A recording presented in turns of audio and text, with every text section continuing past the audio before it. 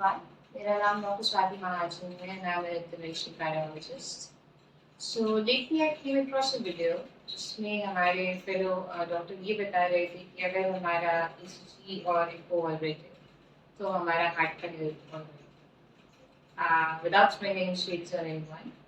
I think that's a partly correct statement because ECG echo अगर resting ECG resting echo की बात करते हैं हम it just shows कि जब हम रेस्ट पे हैं तो हमारा हार्ट का फंक्शनिंग या pumping is alright but what happens to them what happens to our heart जब हम चलना फिरना शुरू करते हैं मेनी टाइम्स पेशेंट्स हमारे पास आते हैं दे कम विद एक्सर्शनल सिम्पटम्स कि हम बहुत तेज चलते थे तो हमें दिक्कत होती थी तो हम स्लो चलते हैं सो अब वो दिक्कत नहीं होती या हम जब तेज चलते थे तो हमें पैल्पिटेशंस होते थे बहुत थकावट होती थी सो whenever the patient comes to us with some doubtful complaints, so it is better that we go beyond ECG and echo to other tests which are required for ruling out कि क्या हमारा heart का pumping okay है क्या हमारा heart का functioning okay नहीं. These include tests like stress tests.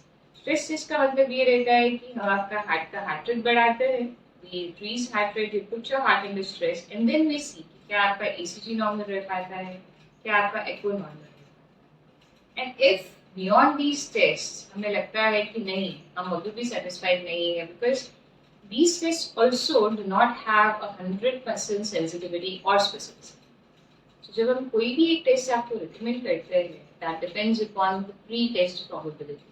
मतलब हम आपके साइन सिम्टम्स पे आपके रिस्क फैक्टर्स पे हमें कितना जरूरी लगता है कि क्या आपको हार्ट की प्रॉपर रूल आउट करना जरूरी है कि नहीं.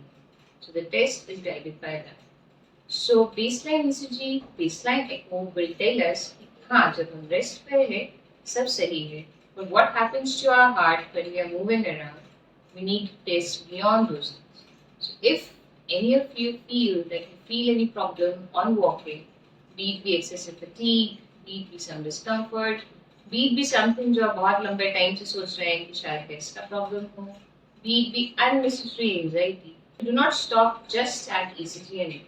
Meet a cardiologist, and I think they will be able to guide you properly for what next. Thank you so much.